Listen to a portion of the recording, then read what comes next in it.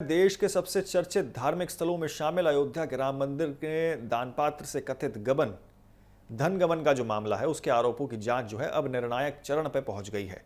इस मामले की जांच कर रही विशेष जांच टीम यानी कि एसआईटी मंदिर से जुड़े कई वर्षों के रिकॉर्ड जो है वो खंगाल रही है।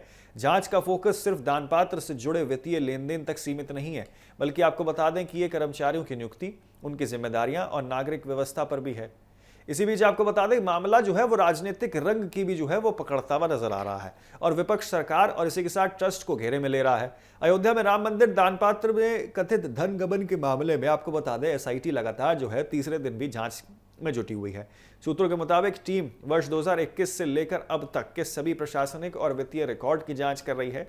जांच अधिकारी ये समझने की कोशिश कर रहे हैं कि मंदिर की व्यवस्थाएं शुरू होने के बाद कर्मचारियों की भर्ती किस प्रक्रिया तक के तहत जो है वो शुरू की गई थी, किस कर्मचारी को कौन सी जिम्मेदारी दी गई है और इसी के साथ दान प्राप्त की जो निगरानी है और धन गणन जो है इसकी प्रक्रिया कैसे संचालित होती है। बताया जा रहा है कि विशेष रूप से उन कर्मचारियों और अधिकारियों की भूमिका की जांच की जा रही है जिनकी ड्यूटी जो है वो दानपात्र, नकदी प्रबंधन और इसी के साथ धन गणना से जुड़े कार्यों से लगाई गई है। सूत्रों के अनुसार जांच टीम मंदिर परिसर में तैनात कर्मचारियों से लगातार जो है वो पूछताछ कर रही है। कर्मचारियों के बयान दर्ज किए जा रहे हैं और पता लगाया जा रहा है कि कौन कर्मचारी किस विभाग में जो है वो कार्यरत था और उसकी आखिरकार वास्तविक जिम्मेदारियां क्या थी। जांच एजेंसियां ये भी दिखा रही हैं कि आखिरकार दानपात्र से नकदी निकलने, उसकी गणना तक और इसी के साथ आपको बता दें कि रिकॉर्ड तैयार करने और इसी के साथ बैंकिंग प्रक्रिया तक पहुंचने के दौरान किस स्तर पर जो है निगरानी की व्यवस्था की गई थी। विशेषज्ञों का मानना है कि किसी भी भीड़, धार्मिक या फिर यूं कहें कि जहां भीड़ होती है या बड़े धार्मिक स्थानों में जो है वित्तीय पारदर्शिता बनाए रखने के लिए यहां बहुस्तरीय निगरानी प्रणाली बेहद जरूरी होती है। ऐसे मामलों में प्रत्येक चरण का जो है रिकॉर्ड और जवाबदेही बहुत महत्वपूर्ण भूमिका निभाता है। मामले की संवेदनशीलता को अंदाजा लगाते हुए बता दें, इस बात को लगाया जा सकता है कि जांच पर राज्य और केंद्र दोनों स्तरों पर जो है नजर रखी जा रही है। सूत्रों के मुताबिक प्रधानमंत्री कार्यालय, मुख्यमंत्री कार्यालय और राष्ट्रीय स्वयंसेवक संघ पूरे घटनाक्रम पर करीबी से नजर रख रहे हैं। हालांकि अभी तक किसी भी एजेंसी की ओर से जो है जांच के निष्कर्ष जो है वो सार्वजनिक नहीं किए गए हैं, लेकिन बताया जा रहा है कि शुरुआती जांच के दौरान कुछ ऐसे दस्तावेज और तथ्य सामने आए हैं जिसकी गहन पड़ताल की जा रही है।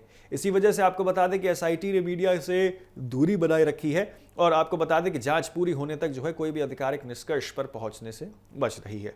सूत्रों के हवाले से यह भी जानकारी सामने आ रही है कि केंद्र सरकार द्वारा अलग से भेजे गए एक वरिष्ठ आईपीएस अधिकारी की जांच और एसआईटी की जांच में कुछ बिंदुओं पर जो है समानता देखी जा रही है। हालांकि इस संबंध में आपको बता दें कि कोई आधिकारिक रिपोर्ट जो है वो सार्वजनिक नहीं हुआ है, इसलिए अंतिम निष्कर्ष आने वाले किसी भी दावे की स्वतंत्र पुष्टि जो है वो नहीं कर सकता है। जांच एजेंसियों का मुख्य उद्देश्य ये पता लगाना है कि यदि किसी स्तर पर जो है अनियमितताएं हुई हैं तो उसकी जिम्मेदारी किसकी थी और इसी के साथ आपको बता दें कि निगरानी तंत्र में यहां कमी जो है वो आखिरकार कहां रह गई है, इसके ऊपर भी जो है वो फोकस किया जा रहा है। मामले में कुछ कर्मचारियों और अधिकारियों की भूमिका को लेकर भी जो है सवाल उठ रहे हैं। बताया जा रहा है कि प्राथमिक जांच के दौरान कुछ ऐसे नाम सामने आए हैं जिनकी मंदिर परिसर में जो है व्यापक पहुंच थी और जो विभिन्न व्यवस्थाओं से जुड़े हुए थे। एसआईटी ये जानने का प्रयास कर रही है कि इन अधिकारियों की वास्तविक जिम्मेदारियां क्या थीं और क्या उन्होंने अपने दायित्वों का जो है पालन निर्धारित नियमों के अनुसार किया था। जांच से जुड़े सूत्रों का कहना है कि किसी भी निष्कर्ष तक पहुंचने से पहले सभी संबंधित पक्षों के बयान और इसी के साथ दस्तावेजों का मिलान करना जो है बहुत जरूरी है। आपको बता दें कि इन मामलों से राजनीतिक गलियारों में भी जो है हलचल बढ़ जाती है। समाजवादी पार्टी प्रमुख अखिलेश यादव समेत कई विपक्षी नेताओं ने जो है मामले को लेकर सवाल उठाए हैं और जांच में पूर्ण पारदर्शिता की मांग जो है वो की है। विपक्ष का कहना है कि देश भर की आस्था से जुड़े इतने बड़े संस्था में यदि किसी प्रकार की वित्तीय अनियमितताएं जो हैं वो हुई हैं तो इसकी निष्पक्ष जांच होनी बहुत जरूरी है और दोषियों के खिलाफ सख्त कार्रवाई भी की जानी चाहिए। वहीं दूसरी ओर मंदिर से जुड़े पक्षों का कहना है कि जांच चल रही है और अंतिम रिपोर्ट आने से पहले जो है किसी निष्कर्ष तक पहुंचना जो है उचित नहीं होगा। विश्लेषकों का मानना है कि अयोध्या राम मंदिर केवल एक धार्मिक स्थल ही नहीं बल्कि करोड़ों लोगों की आस्था का केंद्र है। ऐसे में यहां व्यवस्थाओं को लेकर उठने वाले कई सारे सवाल जो है वो राष्ट्रीय स्तर पर चर्चा का विषय बन जाते हैं। यही कारण है कि आपको बता दें कि जांच एजेंसियां पर भी जो है निष्पक्षता और इसी के साथ तथ्य आधारित जांच करने के जो है दबाव है।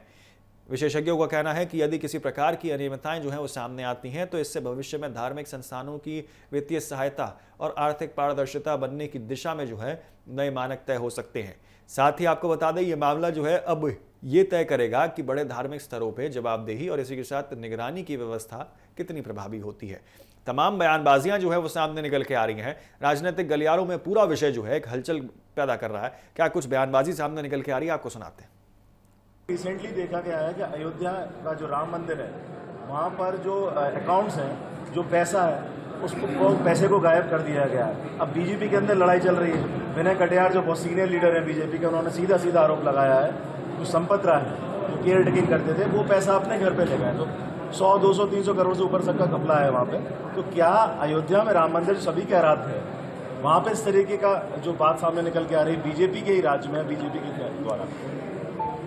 मैं पहले तो कहना चाहूँगा कि जो भाजपा ही 40 साल पुरानी है, वो कौन होती है हमारे सनातन धर्म का ठेका लेने वाला? जो सनातन धर्म जो हजारों साल पुराना है, जो अनंत है, ये कौन होता है भाजपा वाले सर ठेका लेने वाले? हम सब सनातनी हैं। लेकिन जरूर मैं ये कहूँगा कि राम मंदिर के निर्माण के लिए सभी लोगों ने राशि दान की, हमने भी दान की थी। पूरे भारत की एक सनातनी ने उसमें सहयोग किया था। लेकिन जिस प्रकार से वर्तमान में जो ये खबरें आ रही हैं, ये बहुत बड़ा घोटाला हुआ है, आर्थिक रूप से उसमें काफ़ी बड़े स्तर पे भ्रष्टाचार हुआ है। आखिर जब स्वयं प्रधानमंत्री जी आए, वहाँ पूजा मतलब प्राण प्रतिष्ठा के लिए पूरा उसमें बड़ा उसमें कार्यक्रम रखा गया, और जिस मंदिर के प्रति सबकी भावनाएं भी हैं, तो आखिर ऐसा क्या कारण है कि इतनी अव्यवस्था रही कि अब ऐसी बातें सामने आ रही है? राम मंदिर का भी सीसीटीवी डिलीट है सर। भारतीय जनता पार्टी महापाप, महाभ्रष्टाचार, घपला घोटाले के अलावा कोई काम इनके पास नहीं।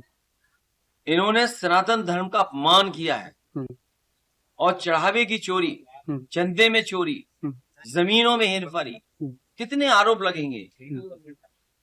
हमें उम्मीद है दाना गाने का अफसाना अब नहीं चलेगा।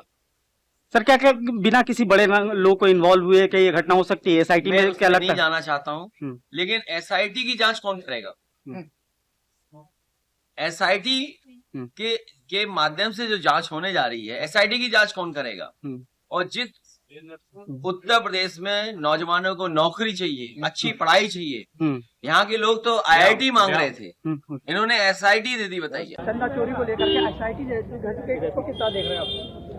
देखिए, उसमें गमन तो हुआ है, भारी गमन हुआ है, तो उसकी निष्पक्ष जांच कराई जाए।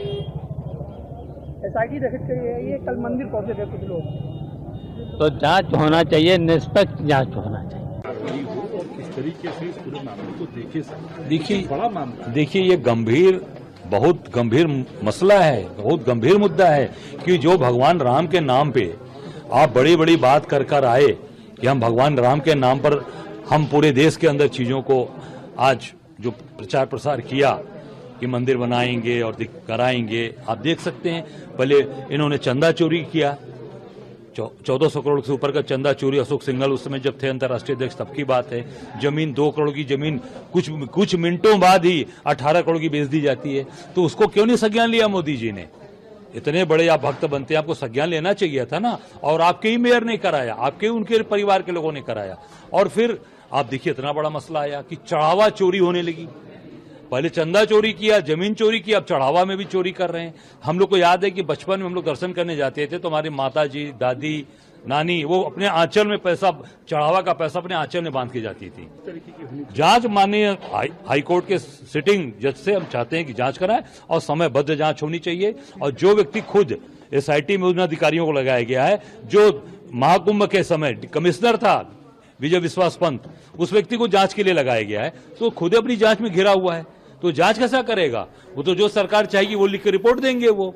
तो ऐसे व्यक्ति को तत्काल हटाया जाए और माननीय उच्च न्यायालय के सिटिंग जज के द्वारा उसकी जांच कराई जाए।